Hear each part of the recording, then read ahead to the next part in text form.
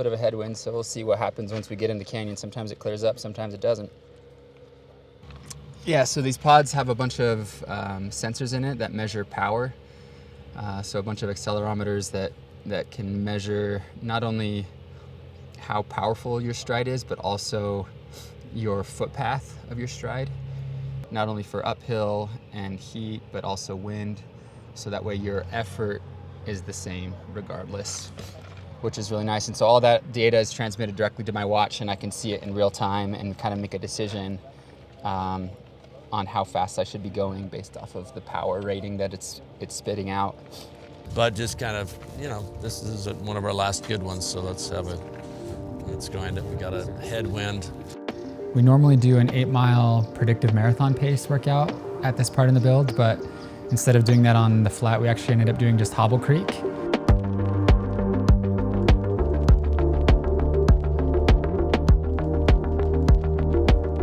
Cool thing about it was that I was 55 seconds faster than the time previously. Looks good, guys. I'll give you fluids after you cross the road, okay? Okay. Looks good. Nice. My progression on Hobble Creek, this build, has been really cool to see. Like, I'm getting better at hills.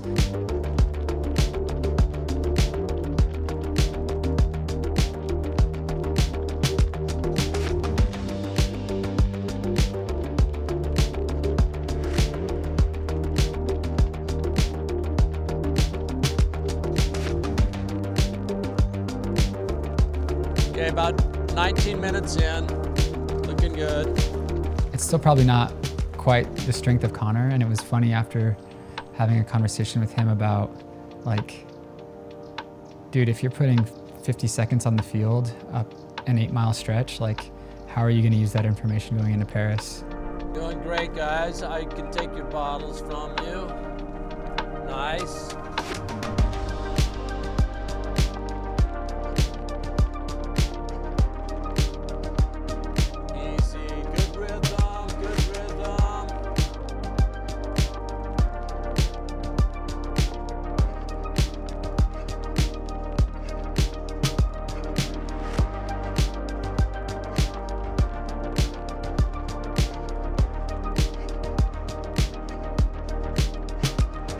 Want any fluids up here? I can get them. Nope. Okay.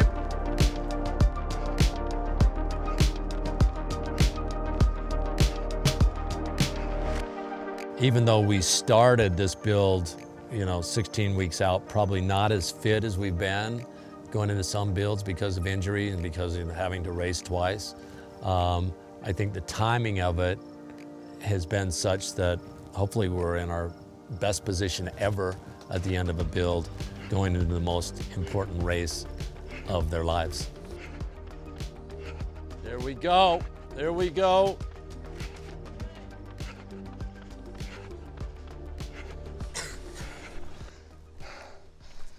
There we go.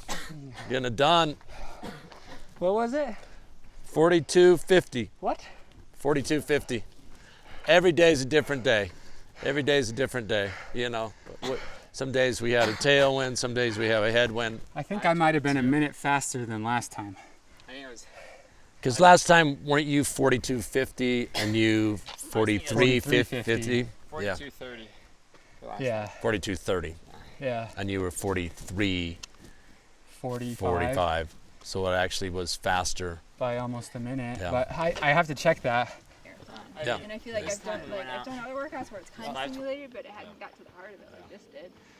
What's nice too is, like, you can get to that point where it feels like a marathon without beating up your legs because you're running uphill. Right, right. Like, you're gonna be wrecked a little bit, but, like, I feel like uphill tempos don't wreck your body, but get you to that marathon state quicker than other. And we'll do longer something tempos. a little easier on you on Thursday too. Okay, I can do this. Yeah. Okay, I'm fitter than I can think. rally I a feel like, lot. oh, this is not good. That's good.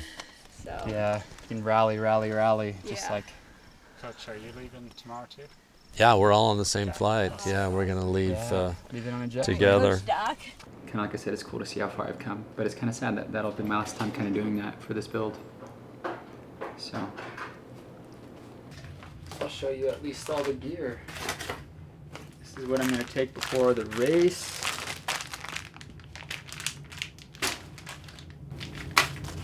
And this is all my gear that I decided.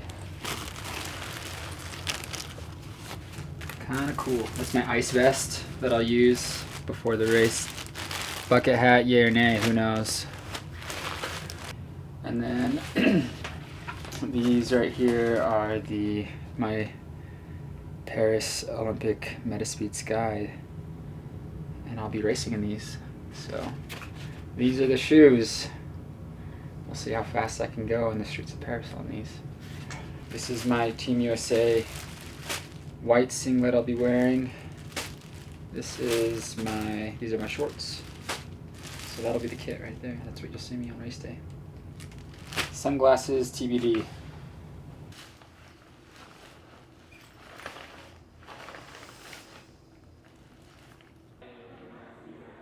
On Wednesday, we flew out to Paris. Flight went well. I think I closed my eyes for 6 hours, but probably slept for 3 hours. I don't know. After that, we got our own private tour of Versailles, and this was like the hard point because like we were super jet lagged. We were so tired at this point, but it's like, when do you ever get to be in Paris, in Versailles, on a private tour with these kind of people? And yeah. Coach has our tickets.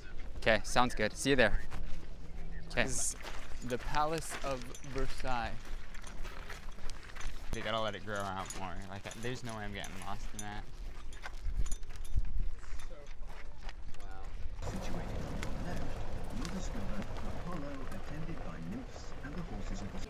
Hi. Nice to meet you, Courtney. Nice to meet Clayton. you too. Yeah. This is my wife, Ashley. I will give you a nice good luck. To see you. Hey, thank you so much. How about a big welcome for our 2 Utah Team USA marathoners, Connor Mance and Clayton Young. Yeah, we're tired, but we're happy to be here with you guys. And then we ate some food at the Olympic Village, and it was wild. So many different foods in there. It was really fun to meet new people. It seemed like every step you'd see one of your idols. Like, oh, there's Fred Curley, and there's Christian Coleman, and there's Simone Biles. Yeah, and I didn't actually see. Did you see her? No, but James did.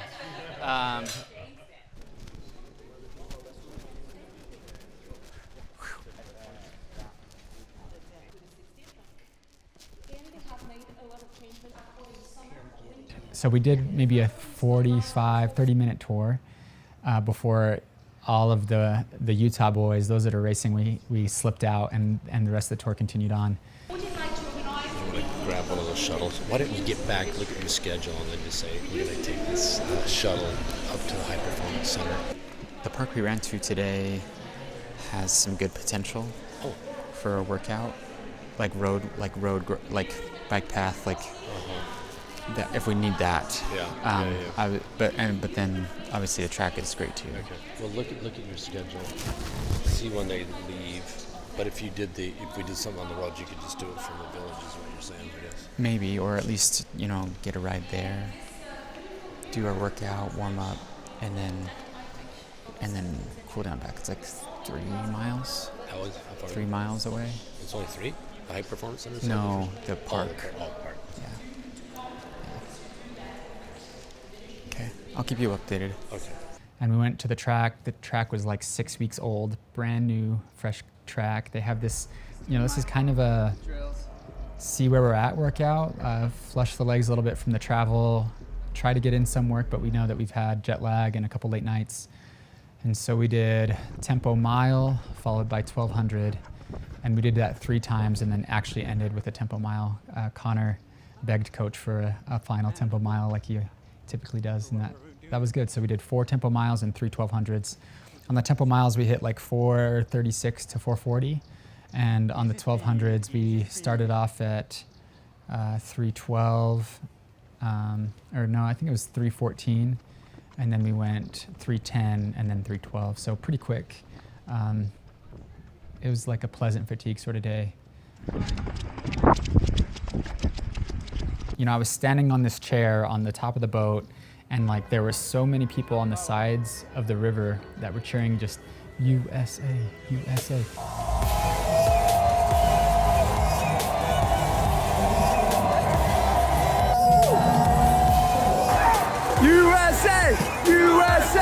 USA! USA!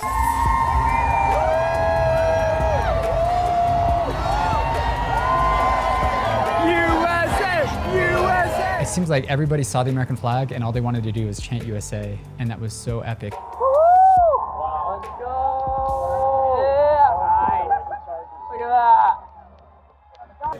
What? Oh, hey, what's up? First impressions. That was awesome. So happy that we stayed the extra time to watch that. That was awesome. That was cool. That was definitely like the coolest part of the show. Yeah, it was. When we got off the flight into Zurich and hopped on the train, and there was kind of this big sigh of relief, even though we were so tired of just being away from all of the chaos in Paris. And the train ride was like out of a movie, out of a storybook. It's like everything you imagine and more.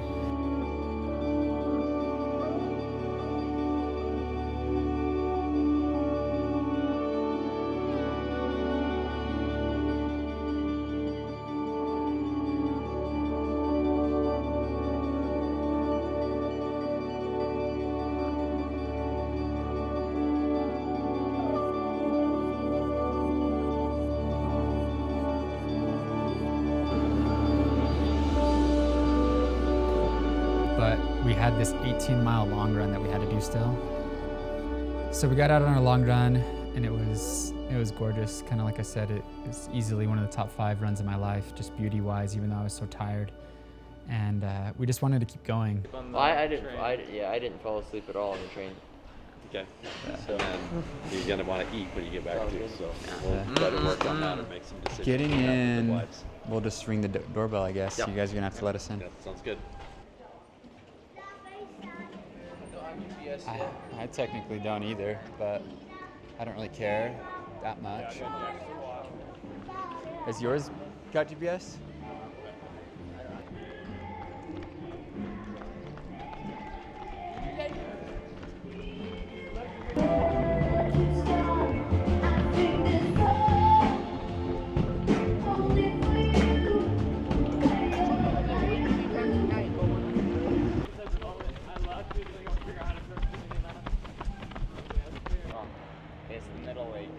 This first one, we'll stay on the right side, and the next one we go to the left side.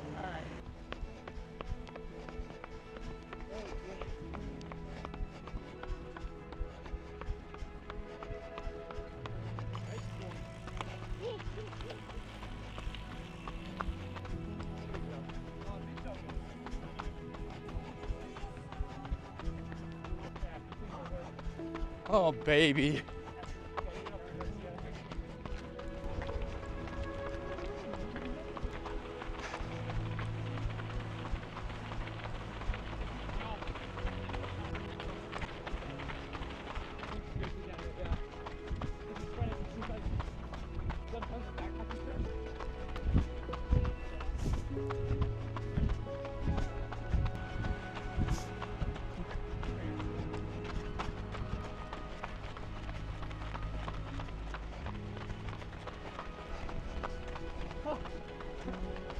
Oh man. Warning, kite surfers.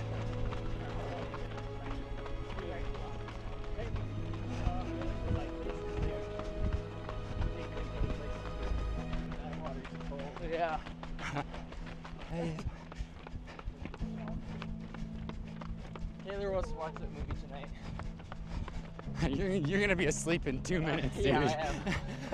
I am gonna be asleep in 2 minutes.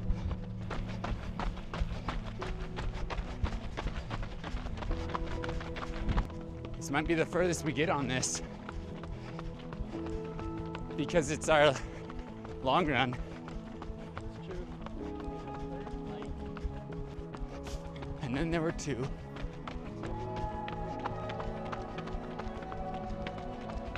Stop. Focus on the course, but we have to pivot again. I'm just hoping we can watch drive the course. Oh yeah. Like all day. Yeah, like just so vibrant. Yeah. Guys, like they are.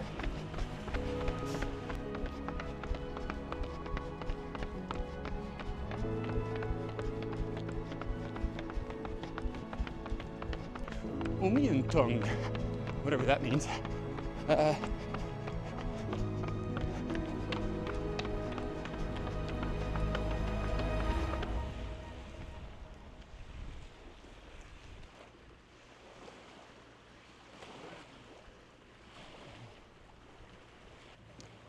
I am sad that this is going to be probably our longest run here. Maybe we drive out here and run more. Take the bus, the shuttle. So I've hit like 420-mile weeks in a row. Last week I hit 100 miles.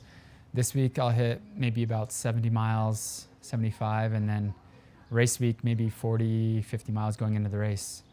And so, yeah, it's all about just dialing in the body, making sure it feels okay. Yeah, these workouts, it can be really tempting to kind of prove fitness, right? And to overdo it. But it's all about kind of just hitting base hits, doing what you're supposed to, just checking boxes, kind of going through the motions instead of hyper obsessing over, all of the details and, the splits. This is, if there was ever a time to listen to coach, now's the time.